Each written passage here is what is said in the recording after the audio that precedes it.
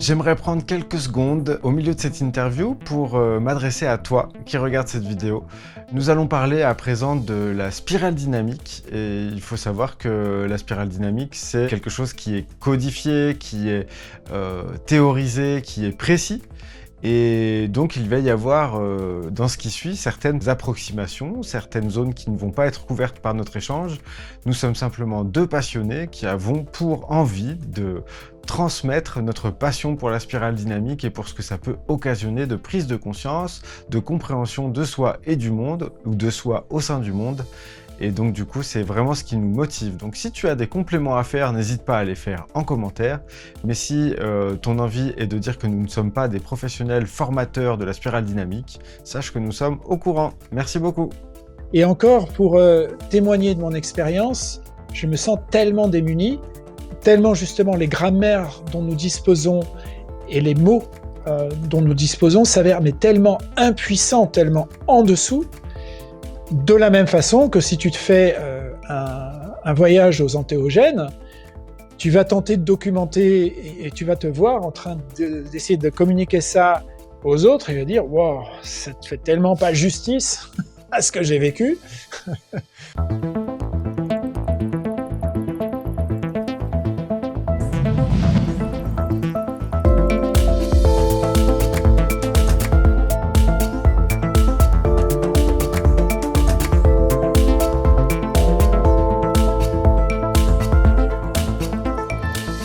Alors ça nous amène dans le vert, justement. Le vert, déjà, ça vient évidemment d'une réaction déjà individuelle qu'on a par rapport à la couleur qu'on avait avant. Hein, tout comme les gens aliénés dans le bleu ont voulu la liberté individuelle, la liberté d'exister, les droits garantis, etc., qui les amènent dans le orange. Eh bien, l'impossibilité du orange nous amène dans le vert. Ça dit quoi? Ben, ça dit déjà ce matérialisme, ce déni de l'intériorité, justement, de l'être. Alors, il n'y a certainement pas Dieu qui a fait le monde en 7 jours et Adam et Ève, ça on a vu qu'il s'agissait de bullshit. Par contre, il y a peut-être des choses symboliques intéressantes, et de toute façon, il y a quand même le mystère du monde qui demeure, et je dois aller le réinvestir. Comment je vais le faire? Je vais le faire par du développement personnel. Et je vais le faire notamment aussi en redonnant de la valeur au collectif, à la communauté que nous avons perdue dans le orange. Donc, il y a un réinvestissement de l'intériorité, de la subjectivité, largement nié par le orange dans cet individualisme compétitif. Là, on va aller rechercher la sensibilité, reconquérir aussi du féminin, parce que le monde orange, et d'ailleurs les côtés gauche s'avèrent beaucoup plus masculins que féminins. Si on devait aussi trouver du yin et du yang, on va aussi les retrouver sur les différents côtés. Donc je vais aller chercher beaucoup plus ma compassion, la connaissance intérieure, et vouloir faire société aussi à partir de ma sensibilité. Donc là, on va trouver des gens qui ont une sensibilité écologique, qui disent nous devons refaire société à partir de nous-mêmes, de nos intériorités, de nos subjectivités, en incluant aussi l'expérience non plus religieuse au sens dogmatique, mais l'expérience spirituelle. Et donc, ça nous amène bien sûr à beaucoup de pluralisme. D'ailleurs, je le vois sur la carte. Voilà, on transcende et on inclut ce qu'on avait, c'est-à-dire que l'individu doit continuer d'exister en tant que tel, mais il existe dans un grand tout. Il existe avec la nature, notamment, qu'il faudrait peut-être commencer à réinclure, à écouter. Il existe dans une profondeur subjective que les couleurs précédentes avaient complètement renié. Alors évidemment, le subjectif dans le bleu, ça n'existe pas, puisque tout se fait guider par l'extérieur. Donc ça prend en charge ton psychisme intérieur. Le subjectif dans le orange, il existe quand même plus, parce que tu as le choix des carrières que tu veux faire, tu vas pouvoir changer de caste sociale, il y a quand même une migration, une perméabilité, une porosité entre les castes, les classes sociales bien supérieures à ce qu'il y avait dans le bleu, et le vert voudrait faire disparaître un petit peu tout ça pour aller dans l'expression vraiment du sujet, mais intégré dans un collectif cosmique et un collectif humain. Voilà un petit peu les premiers mots que j'ai envie de mettre sur ce vert, avec, bien entendu, le mécanisme de rejet, parce que du point de vue du vert, le orange, matérialiste, il va prendre ses vacances au Club Med, il voit la réalité au niveau du journal de 20 heures, il consomme, il fait pas gaffe donc à l'environnement, il fait pas développement personnel, il s'intéresse pas au sens de la vie, des choses, du monde psychique intérieur. Voilà, bon, c'est une grosse brutasse qui a pas compris grand chose. Du point de vue du Orange, ah ben alors là c'est ils font du développement personnel, mais ils prennent pas beaucoup de décisions. Hein. Alors, ils ont des tas d'idées sur tout là, et puis allez bouffer votre quinoa, les amis. Et pendant ce temps-là, moi, je vais continuer à faire mon chiffre d'affaires dans mon entreprise. Parce que bon, vous faites beaucoup de développement personnel, mais vous ne faites pas avancer le monde, les gars. Voilà. Voilà un petit peu comment ces deux couleurs se regardent, pas forcément de façon très bienveillante.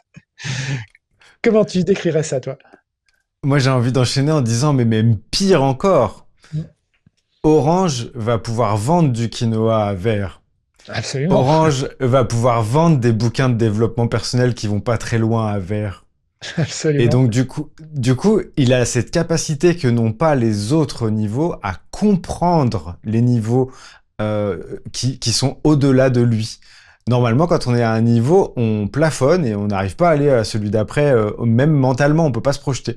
Là, il y a une compréhension intuitive qui fait que Orange, s'il a envie de faire affaire avec comme client des gens en vert, il peut le faire et ça a même un nom, ça s'appelle du greenwashing.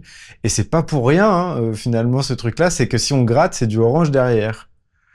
Euh, et donc, du coup, il y a vraiment ce truc-là de vert, en fait, c'est le retour du collectif avec une tentative d'inclusion de l'individualité et de l'individuation à l'intérieur de ça.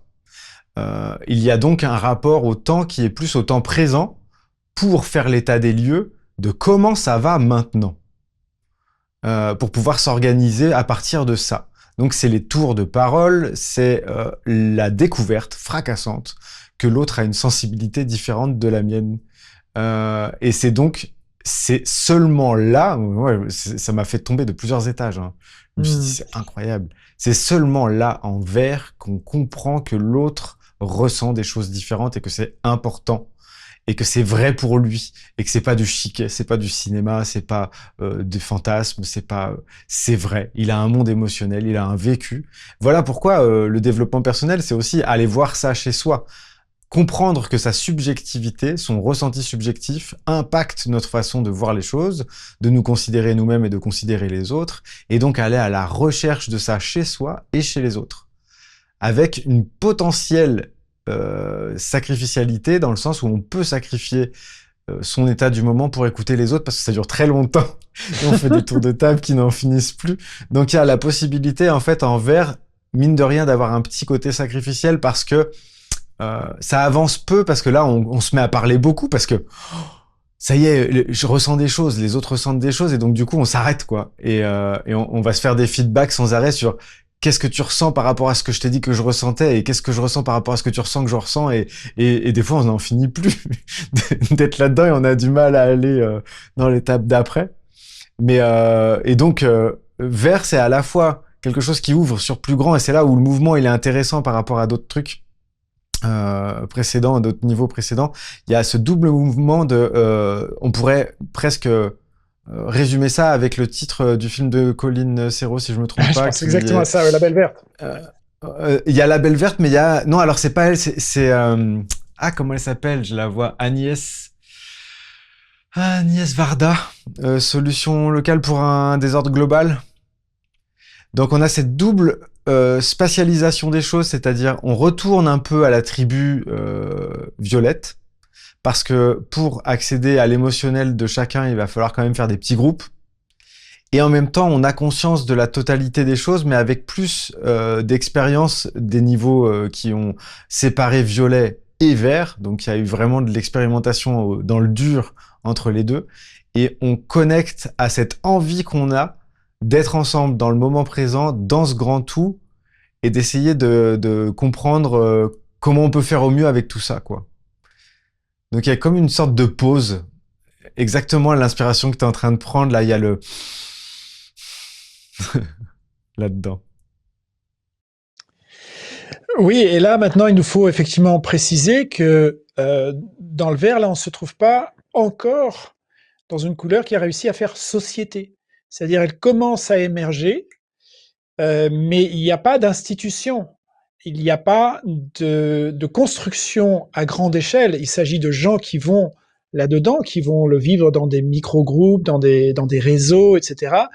Mais il n'y a pas d'institution. Alors que le bleu a eu ses civilisations, ses institutions, ses clergés, ses ordres sociaux, ses castes sociales, donc vraiment institutionnalisés.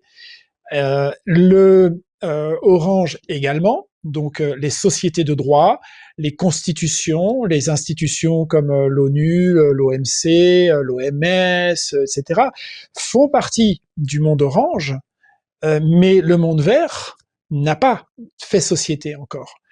Et donc on se trouve complètement dans cette transition. Je vois par exemple beaucoup aussi de dirigeants d'entreprises qui ont passé, donc dirigeants et dirigeantes d'entreprises qui ont passé toute une partie de leur vie complètement dans le orange, et puis ça devient quand même un peu intenable. Voilà, alors quand même, le développement personnel, ça se met à compter. Ils ont vécu des crises. Ils voient aussi que dans leur environnement de travail, le monde orange se suffit plus à lui-même. Ça devient vraiment dur. Ça n'a pas de sens. Ils font du développement personnel. Allez, on y va. On va faire un vipassana, on va se mettre au yoga. Et je vois beaucoup donc de gens comme ça, du monde orange, qui vont investir la conscience verte et vivre des sortes aussi de mouvements de balancier, d'aller-retour, quitte à essayer d'amener dans l'entreprise aussi de ça. Alors on va faire de l'entreprise libérée, on va faire des cercles de parole, et avec plein de bonnes choses, et avec aussi plein de choses qui marchent pas, tout simplement parce qu'on teste, on essaye. La réalité verte, alors essaye des tas de trucs, justement, essaye de voir des solutions, comment revenir à la communauté, au local, euh, au cercle de parole, à d'autres types de gouvernance qui incluent déjà qui nous débarrasse de cet horrible patriarcat, qui inclut la parole de tous et de toutes, qui laisse le temps à l'expérience subjective de pouvoir exister dans le champ social, etc. Et on essaye, et ça tâtonne, et ça marche pas, et ça n'a pas d'efficacité, en tout cas du point de vue des Orange. Les Orange, ils se disent, bon, ok, bien gentil, tout cela, mais à la limite, j'aime bien, mais ça, je vais le faire dans un temps séparé. Donc, mes vacances, au lieu d'aller les passer au Club Med, je vais faire un stage de yoga. Je vais faire un stage de développement personnel, et très bien, voilà. Mais on voit donc là aussi se dessiner quelque chose qui, voilà, ça fait des bulles, quoi. Ça veut sortir. Ça n'a pas encore fait d'institution, et avec de plus en plus de gens qui vivent dans un mouvement de balancier dans leur vie personnelle, mais aussi dans leur récit, avec toutes les incohérences, les antagonismes qu'il peut y avoir dans un récit intérieur. C'est-à-dire que le lundi, je peux aller dans mon entreprise et tenir le discours complètement orange du marketing, des conquêtes de marché, etc., du consumérisme, et le soir aller à mon cours de yoga ou de méditation, et le week-end de vivre, et puis aussi de faire de l'activisme pour voilà, pour revenir à du bio, du local ou des trucs comme ça, quoi. Voilà. Donc on vit cette schizophrénie actuellement, en tout cas au niveau sociétal. Comment Ouais. tu vois ça? Ouais. Ben, Le mot que j'allais utiliser dans un premier temps, c'était schizophrénie, et je me suis même peut-être dit, c'est peut-être du TDI finalement, c'est le trouble dissociatif de l'identité Ouais. un peu. C'est-à-dire Tout à fait, que ouais. la personne, elle a le même prénom, mais elle a deux personnages qui sont Ouais. peut-être pas du tout d'accord entre eux et qui se rencontrent jamais. Et peut-être qu'elle voit des personnes différentes justement dans ces moments très antagonistes aussi. Où elle partage un quotidien fait de contradictions énormes. La semaine et le week-end, c'est pas du tout le même monde. Mais il Tout à faut fait. bien passer par des chemins pour arriver à la suite, hein, donc c'est une façon d'y arriver comme une autre, même si elle est un petit peu sidérante comme ça. Euh, pour ce qui est de ce niveau-là, en fait, l'interdépendance, qui au départ était une nécessité de survie, donc en violet, devient à nouveau une nécessité de survie, mais avec plus de conscience encore, et avec plus de joie peut-être, parce que justement on le fait presque volontairement. C'est à la fois l'urgence qui nous pousse à atteindre ce niveau-là de conscience, et à la fois quand on y va, il y a une sorte de... il y a comme une espèce je sais pas comment dire, c'est plus incarné, quoi. De toute façon, ça a fait des tours de plus, c'est compliqué de faire autrement, hein. Mais c'est réjouissant et ça va vers quelque chose qui s'apparente, tu vas nous le dire juste après, à de la transrationalité. Et donc c'est forcément intéressant parce que c'est pas unilatéral, quoi. Hmm. Il y a quelque chose de plus souple. Ah oui, ben là, il y a un réinvestissement du psychisme et donc de l'expérience spirituelle et que les gens veulent pouvoir ramener maintenant partout parce que bon, ok, cette trouble de l'identité ou cette schizophrénie, elle s'avère quand même beaucoup, enfin, difficile à supporter pour beaucoup. Et ce qui fait qu'on commence quand même à voir des débuts d'institutionnalisation. Je vois de plus en plus d'entreprises quand même, alors plutôt d'entreprises de petite taille, qui vont adopter des modes de gouvernance où là, effectivement, l'individu dans son chemin individuel et dans son chemin spirituel mérite qu'on l'écoute, mérite un partage collectif. Je vois beaucoup de jeunes entreprises aujourd'hui ou d'organisations en réseau. Par exemple, il y a beaucoup de gens qui travaillent en indépendant et qui peuvent justement avoir ce système d'interrelation où là, il y a vraiment l'individuation, mais en même temps l'écoute des besoins, l'ajustement du travail par rapport à ces changements dans la vie. Et ce qui met au désarroi d'ailleurs beaucoup de gens du monde orange qui comprennent pas, par exemple, des jeunes générations qui n'ont rien à foutre d'une carrière ou de gagner du fric, qui préfèrent effectivement apprendre quelque chose, apprendre un métier, mais après partir 2 ans faire du backpacking quelque part ou tenter autre chose ou d'équilibrer leur multipotentialité, c'est-à-dire parce que je sais pas, cette personne elle aime aussi la musique et puis elle aime voyager et puis elle fait aussi du développement personnel, mais aussi elle veut développer une pratique donc d'action, de création de valeur dans le monde et ça s'inscrit pas dans l'entreprise orange classique, mais on voit des entreprises en train de se constituer, y compris dans le droit. En France, il y a quand même, par exemple, des sociétés à mission qui arrivent. Et les sociétés à mission, le droit le reconnaît.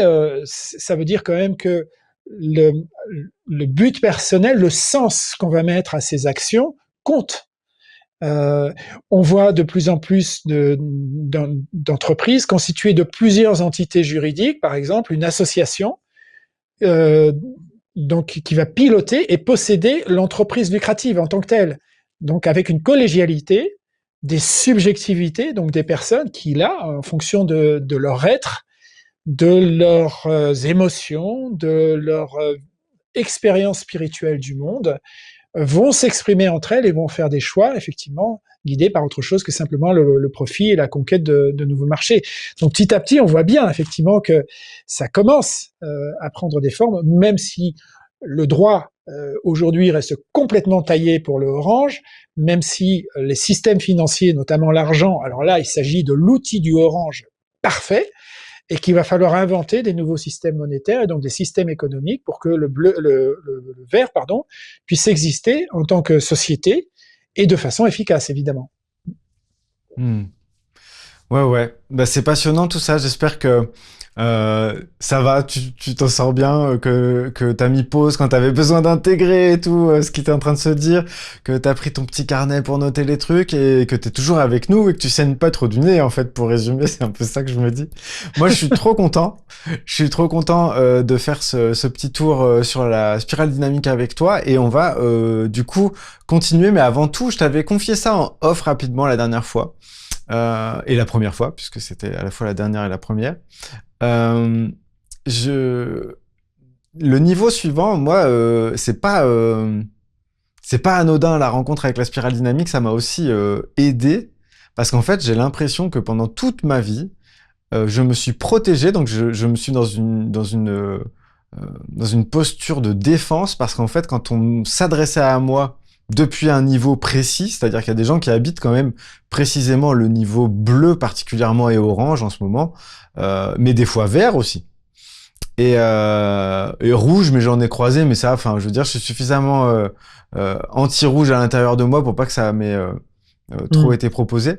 Mais j'avais l'impression qu'il y avait des mains qui m'étaient tendues depuis ces niveaux-là, des personnes qui voulaient me faire adhérer d'une certaine façon à leur vision du monde, à leur façon de penser et qui allait m'aspirer dans dans un de ces niveaux-là que j'avais pas encore rencontré parce que je connaissais pas cet outil, cette carte, mais j'avais une espèce de hantise de me retrouver aspiré dans un de ces niveaux qui faisait que j'arrivais pas à investir ni l'un, ni l'autre, ni l'autre, ni l'autre, ni l'autre, ni l'autre. J'étais dans une sorte de position par défaut où je devais faire toutes les couleurs, mais en ne voulant pas les faire. Il y avait il y a un fort esprit de contradiction chez moi. J'aime pas du tout être d'accord du premier coup. Et du coup, je me suis retrouvé à découvrir le jaune sur lequel on va aller. Et je te laisse développer pour le jaune, mais ça m'a fait un bien, ça. Moi, ça m'a donné une espèce de grande respiration où je me suis senti...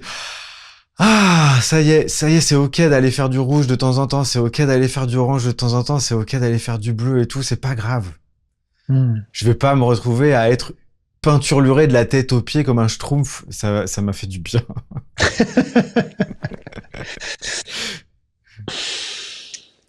Bah, tu rappelles que, voilà, fort justement, que de toute façon, ces couleurs existent en nous. Et qu'à tout moment, elles peuvent se remanifester pour de bonnes ou de mauvaises raisons. Ça va dépendre des situations.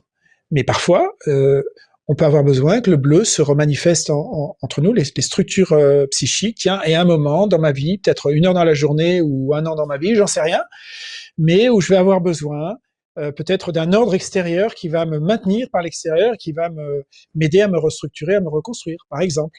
Je vais avoir besoin de ça.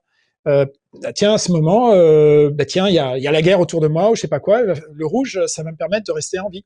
Pas ni le bleu, ni le orange. Il faut du rouge. Bon, donc, voilà, on peut pas juger, et surtout, psychiquement, ça continue d'exister en nous. Donc, première chose. Deuxième chose, alors, jusqu'à présent, toutes les couleurs que nous avons vues nous amènent donc sur ce qu'on appelle le premier étage, le first tier. Ça veut dire que chacune des couleurs s'avère quand même complètement par nature et par récit antagoniste des autres. Elles ne se comprennent pas, elles se combattent les unes les autres, avec des alliances aussi, comme toute guerre d'ailleurs, il y a toujours cette ambiguïté, cette ambivalence qu'il peut y avoir, mais fondamentalement, elles se comprennent pas et se rejettent. Et chacune émerge un petit peu comme une réaction aux limitations ou à l'effondrement, le futur impossible de la précédente. Là, on va rentrer dans le deuxième étage, second tier en anglais, où là, ça se passe différemment parce que il y a une conscience maintenant qui devient en capacité de comprendre, et même de comprendre intellectuellement, de parler et de reconnaître toutes les consciences précédentes, à l'intérieur de soi, mais aussi chez les autres. Et donc de savoir composer avec. Donc là, il y a quand même une raison pour laquelle on part d'un deuxième étage, en quelque sorte, parce qu'il se passe quand même quelque chose de différent par rapport au passage, au changement de couleur précédent. Alors on entre dans le jaune. Dans le jaune, justement, ah oui, alors un petit rappel aussi, dans toutes les couleurs précédentes, on a vu qu'il y avait quand même soit le collectif qui existait avec l'éventuel détriment de l'individu, alors beaucoup moins même si le vert peut, on va dire, noyer ou rendre dans une sorte de relativisme l'individu, il inclut beaucoup plus l'individu que le bleu. Dans le bleu, l'individu, on l'éradique sans problème. Il doit tenir dans la case, peu importe. Il n'a même pas droit à son. Enfin, il pense ce qu'il veut, mais tant qu'il bouge pas à l'extérieur, il doit rester là où il se trouve. Dans le violet, l'individu n'existe quasiment pas, donc il se trouve fondu dans le collectif. Bon, donc l'individu quand même devient, de par les mouvements de balancier, de plus en plus important, mais il y a quand même toujours ces mouvements. Soit il y a l'individu en antagonisme, je vais le dire comme ça, avec le collectif, soit il y a le collectif en antagonisme ou au prix de l'individu. Là, quand on entre dans le jaune, on va trouver donc des personnes qui vont complètement dans leur être, qui vont affirmer pleinement leur être. Et là, dans l'individuation, non plus l'individualisme, mais cette individuation, en même temps, s'harmonise avec le collectif. Ça veut dire qu'on fait l'expérience que tout ce que je vais faire, plus je vais aller vers mon être, plus je vais écouter de façon authentique cet être, plus je vais le former, plus je vais le rendre capable de créer des choses, de construire son propre récit, et en même temps, plus ça va servir le collectif. Ça va pas se faire contre, ça va se faire avec. Même si, bien sûr, il y a toujours les jeux de friction, les antagonismes, et notamment avec les couleurs précédentes. Parce que le vert et le orange et le bleu, ils aiment pas le jaune. Mais ils le voient pas tellement finalement. Ça commence à échapper à leur champ de perception. Donc la personne en jaune revient vraiment vers une individuation beaucoup plus qu'un individualisme, une individuation. Et cette individuation, elle fait l'expérience que plus elle y va, plus ça s'harmonise dans un ordre cosmique, un ordre sociétal. Et elle le fait pas par une sorte de trip. Elle le voit, ça se vérifie concrètement par ses actions. Elle va faire quelque chose qui, à la fois, exprime complètement une expression radicale de soi, et en même temps, cette expression radicale sert la société, sert le monde et trouve sa place dans le collectif. Donc, on a bien, ça respecte bien cette notion de, tiens, on va quand même plus vers le soi, mais non, mais plus du tout dans un antagonisme comme dans les couleurs précédentes. Pour finir, je précise que là, alors là, on se trouve absolument pas dans quelque chose de sociétal. Autant le vert, ça commence à frémir, on commence à voir un petit peu des organisations ça s'institutionnalise un petit peu à quelques endroits.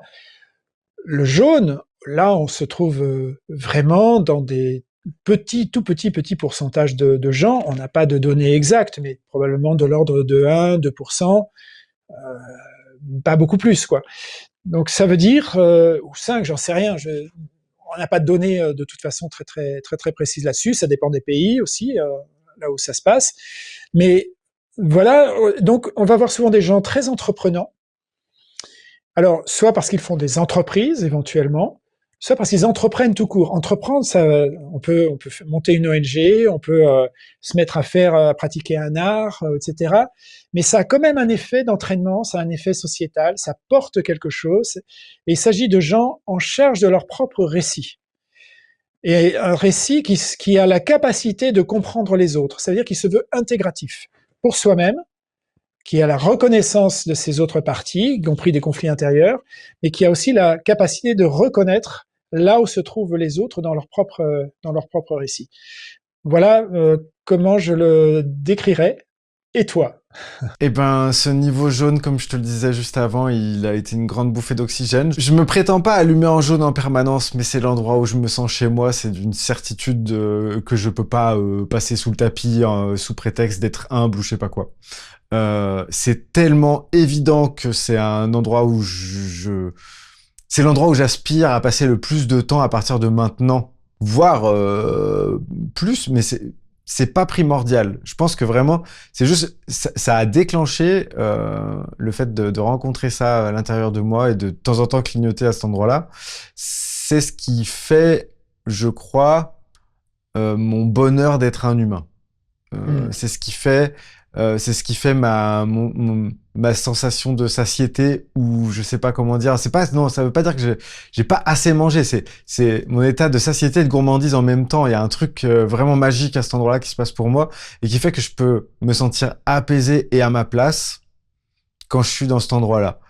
Et généralement, quand je suis au niveau qui ne sont pas le niveau jaune, il y a deux options. C'est soit je suis en train de travailler ces niveaux-là parce que je les ai pas accueillis à bras ouverts quand ils se sont proposés dans un premier temps. Soit malgré moi, je suis téléporté dans un de ces niveaux parce qu'une situation me chope par le slip et m'envoie dans le niveau en question parce que j'arrive pas à faire autre chose. Voilà. Donc ces deux options-là, c'est de dire bah, j'ai cette volonté d'aller visiter les niveaux que je connaissais pas bien et auxquels j'ai pas laissé beaucoup de place parce que ils me stressaient. Et en même temps, j'ai l'impression que ça nourrit la solidité de ce jaune quand il clignote. Il clignote d'autant plus que je suis allé un petit peu travailler les autres trucs en dessous. La base est plus solide. Et donc, je suis en train de faire ça, moi. Vraiment, je suis pile là-dedans depuis plusieurs années, mais je pense que c'est quelque chose qui peut prendre un certain temps, j'imagine. Donc, voilà. Là, je cesse d'être en observateur. Je me mets vraiment euh, à poil. On en voit toutes les couleurs. Mm. Oui, en tout cas, je constate, et ça je le vois, j'ai suffisamment vécu déjà quelques décennies, hein, pour voir la quasi-explosion, la générationnelle en tout cas, de jeunes gens dans le jaune. Voilà, ils arrivent là, quoi. Donc ça va aller vite. Et je trouve ça chouette. Parce que on retrouve une puissance d'action individuelle que le vert n'a pas forcément. Je ne sais pas combien de temps on va y passer, s'il va falloir passer par une étape civilisationnelle du vert. Personnellement, j'en doute. Mais pourquoi pas, je ne sais pas, ça on le verra. De toute façon, ça n'existe pas encore en tant que civilisation, donc on ne sait pas.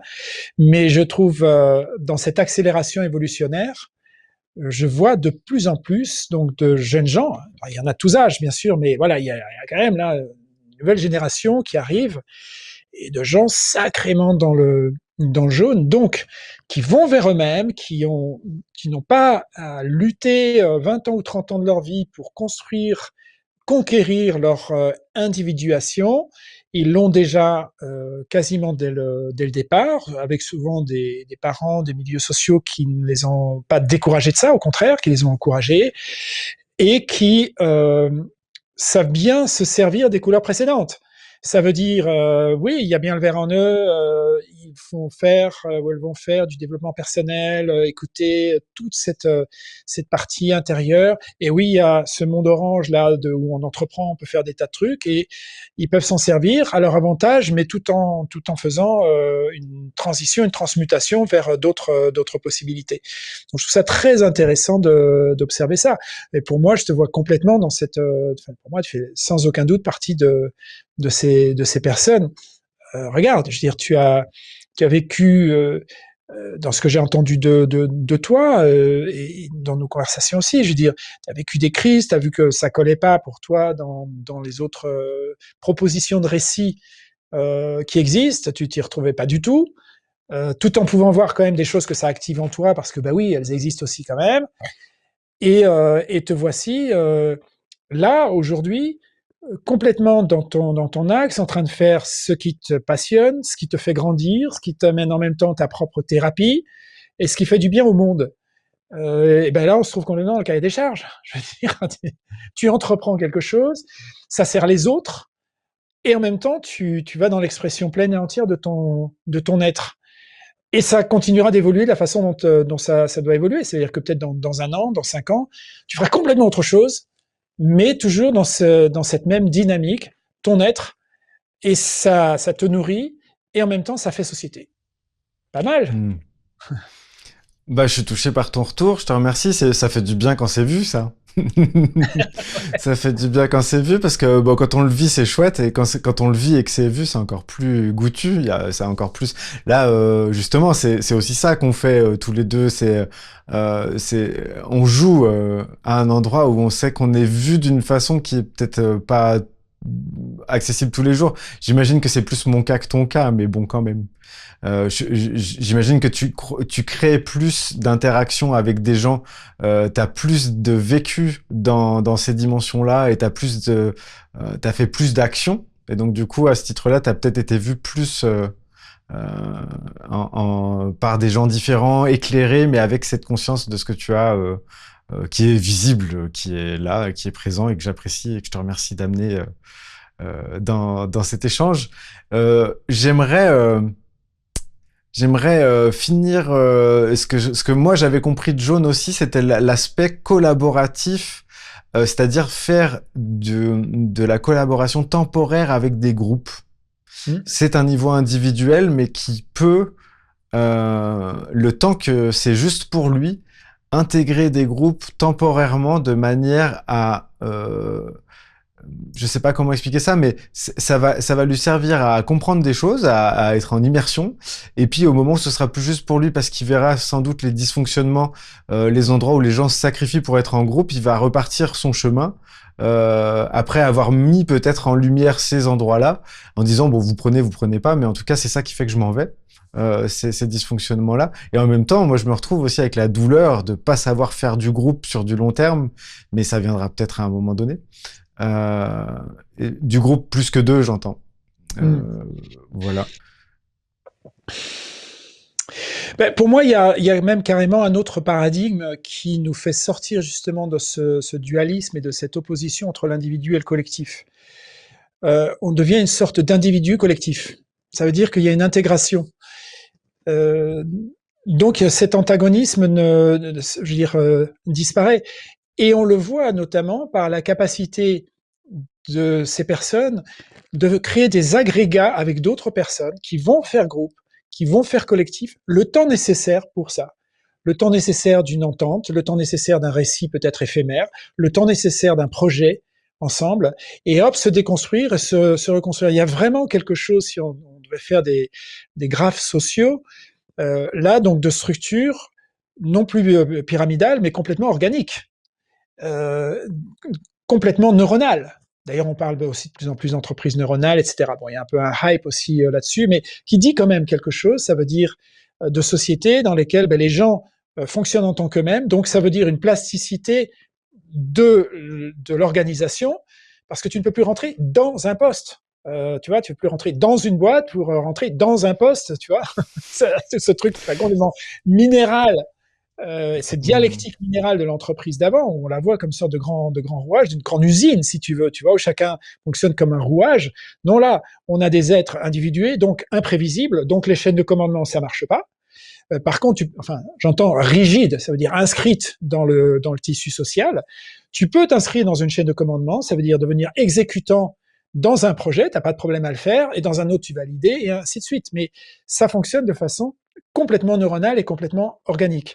Et là, pour moi, cet antagonisme entre individu ou collectif se trouve dissolu, en tout cas assemblé. Tu portes le collectif en toi et tu portes l'individu en même temps en toi. Tu ne vis plus dans ton psychisme cet antagonisme, sauf quand tu te retrouves là dans des structures de type orange ou bleu qui, elles, oui, le portent. Donc, ça va mal se passer avec elles. Donc, tu vas revivre cet antagonisme, mais plus par l'extérieur, alors que dans ta vie psychique intérieure, il n'y a pas de problème. Je veux dire, tu peux, euh, tu peux faire groupe le temps qu'il faut, t'en dissocier le temps qu'il faut, retrouver autre chose le temps qu'il faut. Il n'y a aucun problème par rapport à ça. Et ça s'emboîte bien dans les récits. C'est-à-dire que tu vas avoir des récits individuels qui deviennent capables d'interagir entre eux sans avoir besoin de se dire, bon alors, on fait une communauté, on va faire un éco-village, on va faire ci ou ça. Il n'y a même plus besoin de se le dire. Et ce qui fait d'ailleurs que je me fais énormément solliciter pour des projets de ce type-là. Comment faire du design de la société de demain, des villes de demain. Et on reste dans ces espèces de récits, de fantasmes aussi, de vouloir, euh, par le haut, en quelque sorte, constituer des collectifs, les designer par le haut. Et on se plante. Moi, je dis non à chaque fois parce que je préfère justement euh, les groupes qui émergent de fait. Voilà, on n'a même pas eu besoin d'y penser. Ils émergent, on les a pas planifiés. On a juste créé des règles du jeu qui donnent les conditions de l'émergence. Et on n'a pas à se soucier de à quoi ça va ressembler, etc. Et on a suffisamment de systèmes d'information pour que les boucles de rétroaction, qui fassent que on parte pas n'importe comment, on fasse pas n'importe quoi sur l'environnement, on a cette conscience-là aussi également. Voilà, donc cet antagonisme, pour moi, il disparaît à partir du moment où on entre dans ce deuxième étage. Je ne sais pas comment Hmm. tu le vis, toi. Moi, je le vis comme ça au fond de moi. Et toi? Eh ben, je suis très touché par ce que tu viens de dire. Ça éclaire avec des mots plus clairs que les miens, ce que je suis en train de découvrir. Donc, je te remercie grandement. C'est très, très nettement. Euh, Ça va à la bonne adresse, t'inquiète. C'est ça que j'ai envie de dire. Euh, c'est- courrier reçu. Je relirai ça avec attention. Non, mais ouais, merci. Il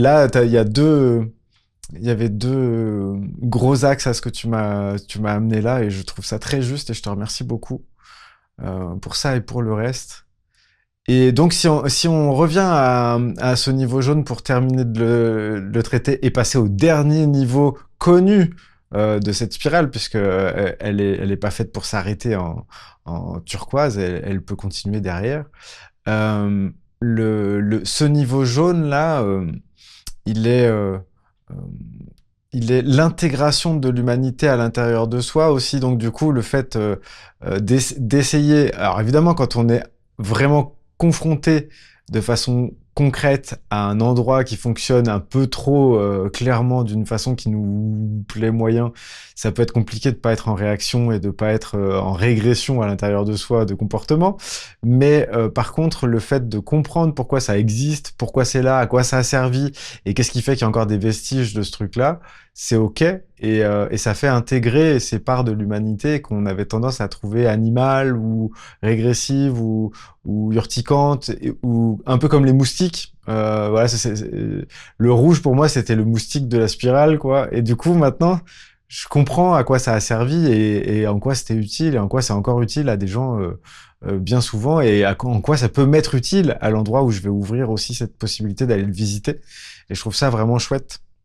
Donc voilà, Mmh. je voulais finir l'évocation de jaune avec ça. Et aussi, et aller dans la notion de sacrifice, c'est-à-dire que à cet endroit-là, on commence à pouvoir vivre des moments où on sacrifie pas une partie de l'humanité pour se réhabiliter, ou on se sacrifie pas pour faire partie d'une Exact. partie de l'humanité. Et Ouais. c'est là où la détente que je citais précédemment, elle est pour moi. C'est, ça a pas de prix, quoi. Ça a Ouais. pas de prix, ça. Ouais. Ça fait du bien, hein. Hmm. J'ai l'impression, tu sais, que je suis né avec quelque chose qui gigotait à l'intérieur de moi tant que j'avais pas trouvé cet espace-là. Mmh. Je comprends. Hmm. Mmh. Ouais, je suis bien touché de te dire ça, tiens. Je comprends, hein. Euh, Ça relève d'une telle aventure et d'autant difficile. Il ne faut pas perdre de vue que tous les espaces, peu importe les cartes qu'on regarde, les couleurs d'avant ne peuvent pas voir la couleur d'après. Ça ne marche pas, elles ne comprennent pas. Donc, toutes les personnes en orange, par exemple, enfin, qui nous écoutent aujourd'hui, et je le dis, mais sans aucune pédanterie, sans aucun jugement de valeur, mais vont comprendre ce que nous disons dans le paradigme orange. Toutes les personnes dans le bleu, s'il y en a qui nous écoutent, vont le vivre comme ça. Ça veut dire avec probablement des mécanismes de rejet ou simplement d'intégration, mais dans le paradigme et dans le récit collectif. Voilà, faut pas le perdre de vue ça. Et ça rend justement l'évolution. Voilà, tu parles de ton chemin personnel. Ça veut dire que ça t'a permis de construire un récit dans lequel tu te retrouves. Je veux dire, là, tu as cartographié quelque chose, tu vois une cohérence dans des choses qui te semblaient totalement incohérentes. Ça veut dire soit des récits dans lesquels on t'invitait à aller, ou on te poussait avec un coup de pied au cul à aller, et tu les trouvais absolument insupportables. Et donc, ok, mais donc ça t'oblige à construire ton récit singulier, et tu arrives à ce moment où tu vois que ce récit singulier peut exister en tant que tel, et quand même pluguer avec d'autres récits singuliers. Pas mal ça. Bah ouais. Ouais, il y a cette sensation, tu sais, quand on dit un alignement de planètes, c'est l'impression qu'il y a un alignement intérieur qui rejoint un alignement extérieur et que peu importe, si t'es branché à cet endroit-là, en fait, ton alignement intérieur, il va avoir un prolongement dans le réel qui va s'ouvrir. C'est comme si t'étais un brise-glace à cet Ouais. endroit-là, je trouve. Il y a un truc comme ça. Euh, du coup, je te propose d'évoquer avec des mots qui... Là, moi, je suis perdu sur le niveau d'après. Ou alors, je peux vraiment l'évoquer avec des mots qui sont assez pauvres, j'imagine. Mais je te propose, toi, d'y aller pour évoquer ce niveau turquoise qui termine notre échange sur ce sujet.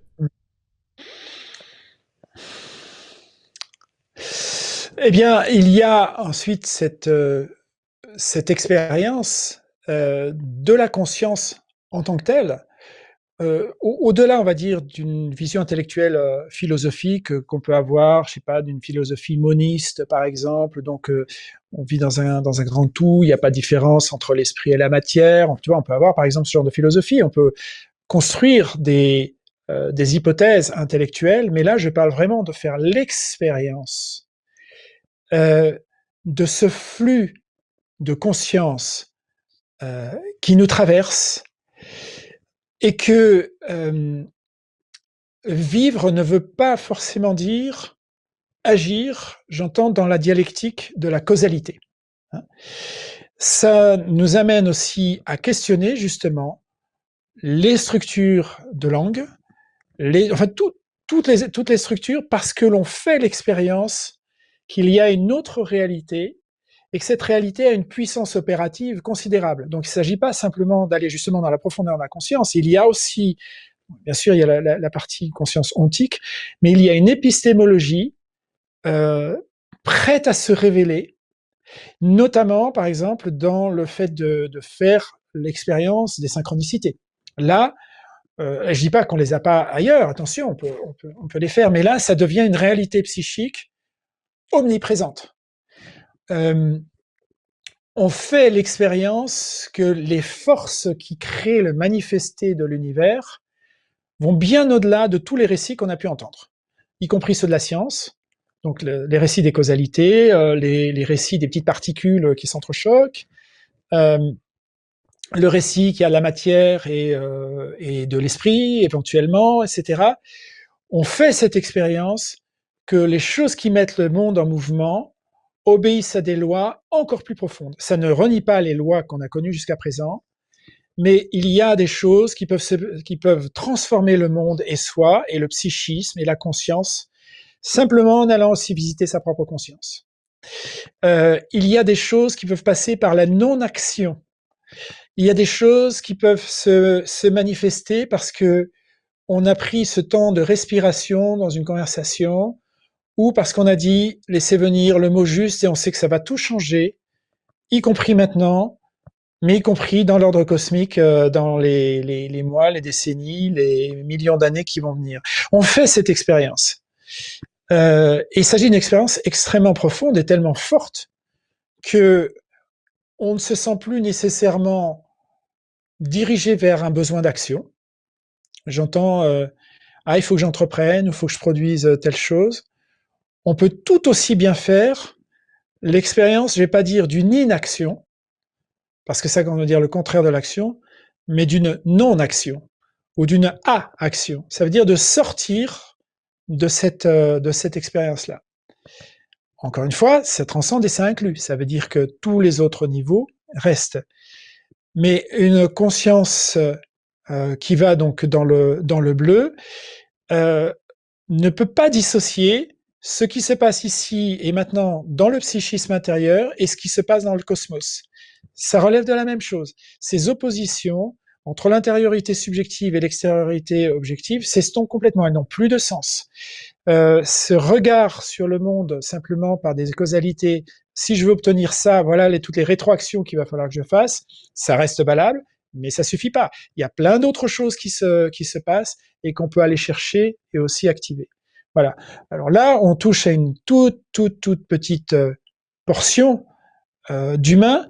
J'entends encore une fois ça ne veut pas dire qu'on les a pas. Dans toutes les couleurs, on peut faire des tripes, en quelque sorte. Ce que Ken Wilber, je le rappelle, amène comme distinction entre state et stage. Un state of consciousness et un stage. Donc, un state, il s'agit d'un état passager.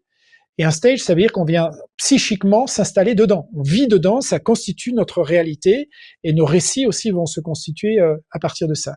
Donc, une conscience dans le turquoise, elle vit dans son quotidien, seconde après seconde, dans une réalité où les causes et les effets font partie du monde, mais il y a plein d'autres choses qui ont lieu, au-delà de la causalité. La question du temps aussi, du temps linéaire, oui, ça fait partie des choses, mais il y a des espaces où le temps s'emboîte sur lui-même, où on fait l'expérience aussi de rétrocausalité. Donc le passé, présent, futur, ça devient beaucoup plus compliqué que justement le passé, présent, futur. Chaque chose se trouve imbriquée ou encapsulée dans tout. Il y a tout dans tout. On fait aussi la question de la finitude ou donc de la vie et de la mort passe sur un autre plan, vraiment qui a plus rien à voir. Et je le répète, ces états de conscience ou ces connaissances, on peut faire des tripes dedans. Je veux dire, on peut prendre des antéogènes, et à les visiter, ces états de conscience. Et on voit toute la réalité. Il s'agit pas il s'agit pas d'hallucination. Justement, j'aime pas du tout le terme d'hallucinogène pour ça. On n'utilise pas le bon mot. Il s'agit d'augmenter le spectre de la conscience. Ça veut dire qu'on voit beaucoup plus que ce que la conscience ordinaire nous invite à avoir. Voilà ce que je peux dire pour cet état bleu. Il s'agit d'un état holistique, quasi permanent, installé en permanence, ou qu'on peut réactiver. Bien sûr, il y a des choses à faire au quotidien. On n'a peut-être pas forcément besoin de ça tout le temps, mais à tout moment, on peut réactiver cet état de conscience dans lequel les rétrocausalités, le passé qui se propulse dans le futur qui vient s'installer dans le présent, ça existe, ça vit, ça pulse au fond de soi. La connaissance des états psychiques intérieures qui produisent du manifesté, on en fait l'expérience tout le temps. Là, encore une fois, les synchronicités deviennent l'expérience la plus centrale, beaucoup plus que la seule causalité. Voilà un peu ce que je peux dire, et j'ai conscience que je pose des mots plutôt empiriques, ça devient de plus en plus approximatif, parce que ça concerne que quelques personnes, il n'y a rien sur le plan sociétal, là on se trouve dans un petit epsilon de gens, j'entends, installés dedans, alors que tout le monde peut encore une fois aller faire un trip là-dedans. Voilà ce que je peux dire. Et toi, avec tes mots? Bah déjà, moi, comme je te dis, c'est un niveau de conscience auquel j'accepte pas, je crois, hein, qu'il y a Mhm. vraiment pas de vécu.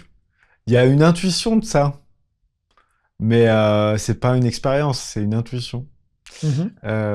Donc du coup, j'écoute et je me demande si pour toi c'est un état et depuis quand, si oui. Mhm.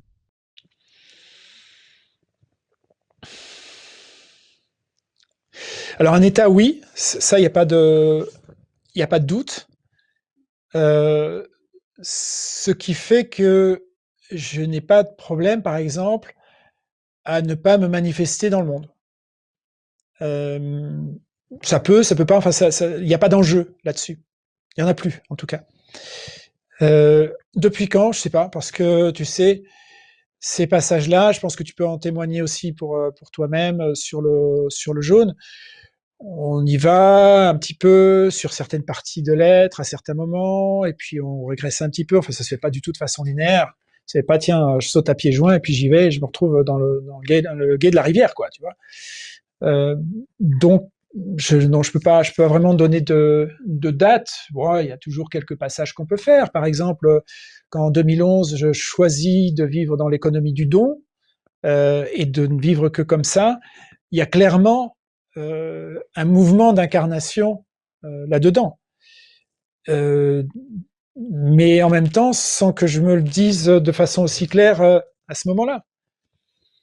Je peux regarder il y a 2 ans ou 3 ans, et il y a des choses que j'avais pas encore intégrées. Donc là, je me trouve vraiment en terre inconnue parce que j'ai beaucoup plus de choses à regarder devant et pas grand-chose à regarder derrière. Et encore, pour témoigner de mon expérience, je me sens tellement démuni, tellement justement les grammaires dont nous disposons et les mots dont nous disposons s'avèrent mais tellement impuissants, tellement en dessous, de la même façon que si tu te fais un voyage aux antéogènes, tu vas tenter de documenter et tu vas te voir en train d'essayer de communiquer ça aux autres et vas dire wow, ça te fait tellement pas justice à ce que j'ai vécu. Il y avait une telle multidimensionnalité et là tout d'un coup je me trouve dans un récit linéaire de choses qui arrivent. Mais non, il n'y a pas des choses qui arrivent.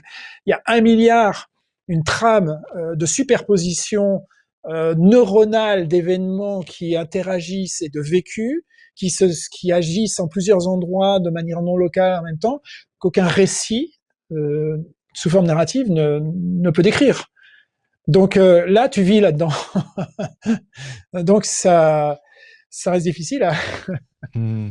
ça reste J'ai difficile. l'impression, dans ce que je reçois de ce que tu me dis, euh, il y a comme un iceberg en fractal, tu sais. Ouais. C'est-à-dire, il y a une zone immergée qui est immergée plusieurs fois, quoi. par Ouais. le fait de le vivre en solitude, par le fait d'avoir pas les mots pour le partager, par le fait de pas encore avoir, enfin, de connaître ça comme un état mais progressif et c'est en train de s'installer. Si je comprends bien, c'est à la fois installé et en train de s'installer. Et donc du coup, il y a vraiment plusieurs fois l'iceberg qui est immergé et donc du coup, on est dans plusieurs dimensions d'immersion en même temps. C'est c'est intéressant. Je te remercie beaucoup de ton témoignage là-dessus. Mm. Je trouve que, en fait, bizarrement, je sais pas pourquoi je vais utiliser, c'est ça qui est là. Je trouve ça courageux de témoigner de ça. Parce qu'en fait, il y a beaucoup plus de possibilités qu'il y ait des gens qui se mettent à écrire des conneries sous cette vidéo que de gens qui se branchent sur le fait que c'est un témoignage sincère. Du coup, je prends ça comme un cadeau, comme le reste, mais encore plus là. Mm. Je te remercie beaucoup. Ouais, je te remercie. Je pense qu'effectivement, il y a beaucoup de gens qui vont voir ça comme un truc pédant. Regardons-les, ces deux, là, ils se collent, ils s'auto-attribuent des niveaux d'évolution de conscience absolument phénoménal et tout ça, et puis les autres, que des bandes de cons sous-développés, etc. Je pense que ça peut générer, enfin, ça va générer ce genre de choses. Voilà, c'est tout ce que je peux inviter aux personnes qui se sentent dans cet état-là, peut-être de se dire que il y a aucune expérience intérieure de supériorité à ce genre de choses. Je vais même dire le contraire en fait, parce que déjà on se trouve seul, ça relève d'aventures très difficiles. Il y a rien de facile à ce genre de, parce que ça marginalise aussi, bien entendu. Hein, donc il y a quand même un prix à payer. Et pour moi, je ne le regrette absolument pas. Je changerai rien du tout. Mais malgré tout, oui, ça met en marge, ça fait juger par les autres. Ça fait comme la question HPI aussi. Quand alors en plus il y a tout le hype des voilà des surdoués, des zèbres, des HPI. Et les gens normaux pensent que bah, quelqu'un qu'on voit comme HPI, il se la pète. Enfin voilà, il a un super pouvoir sur les autres, etc. Ils oublient que, ben oui, mais d'accord, il y a peut-être un super pouvoir, mais mon Dieu, la somme d'emmerde que ça apporte, la stigmatisation et notamment le jugement. Ah ben tiens, il se croit au-dessus. Donc voilà, j'invite peut-être les personnes qui voient ça comme une sorte de pédance ou de se croire au-dessus des autres, déjà qu'il n'y a pas de jugement de valeur dans les se rappeler de ça, et que ça, il y a un prix à payer, en tout cas actuellement, d'assumer de vivre dans des espaces de conscience à la marge, plus loin, là où la société n'a pas pu nous porter et on a continué le chemin. Ça fait pas de nous des gens meilleurs, ça fait pas de nous des gens plus valeureux, ça fait des gens différents. Ça, il y a pas de doute. Voilà, mais il y aura certainement des, des jugements négatifs et bon, bah, ça fait partie du truc. Hein. Voilà. Bon, je t'avoue que je Ouais. m'en fous un peu aussi parce que sinon, T'as bien voilà, raison. si je T'as bien devais raison. me soucier de la façon dont on me voit, il y a longtemps que j'aurais dû me flinguer. Hmm. Non, non, justement, c'est bienvenu et généralement, les gens sont pas si méchants que ça sous les vidéos, mais c'est juste que je me dis ce que ça peut provoquer, en fait, parce qu'à un Oui, moment donné, bon, déjà, il faut se vouloir du mal pour écouter quelque chose qui nous fait chier pendant autant de temps. Je suis désolé, déjà, mais c'est un peu ça que je me dis. c'est un peu Si t'es en narratif. train de nous écouter et que t'as pas aimé la vidéo, franchement, ne prends pas la peine d'écrire. Ne prends pas la peine d'écrire. Pose-toi des questions sur ta faculté de regarder des trucs que t'aimes pas. Euh, du coup, on a fait le tour de cette spirale pour ce qui est un peu cartographié, et puis il y a, je crois, des niveaux un peu plus expérimentaux qui sont au-delà de ce turquoise, mais voilà, qui peuvent pas vraiment être partagés, puisque déjà là, il y a on a la chance de t'avoir avec nous, et donc tu peux témoigner de ce que tu expérimentes sur ce turquoise. Mais pour expliquer les choses qui sont pas cartographiées, là, je sais pas comment on peut faire. Mais c'est juste pour dire que c'est ouvert, quoi. Ça reste ouvert. Oui, et puis de toute façon, on prend trop de risques, je dirais, on spécule, quoi, si tu veux. Voilà, ça va tellement de plus en plus relever de récits individuels, ça veut dire qu'on n'a pas assez de données pour se dire, tiens, il y a une tendance évolutionnaire. Donc, je dirais que même dans la question du turquoise, faut y aller vraiment sur la pointe des pieds, avec beaucoup de précautions. Et puis finalement, qui sait, ouais, si malgré tout, au bout du compte, je me la pète pas. Enfin, tu vois, ok, tu vois. Hmm. Bon, voilà, il s'agit que de cartes, encore une fois.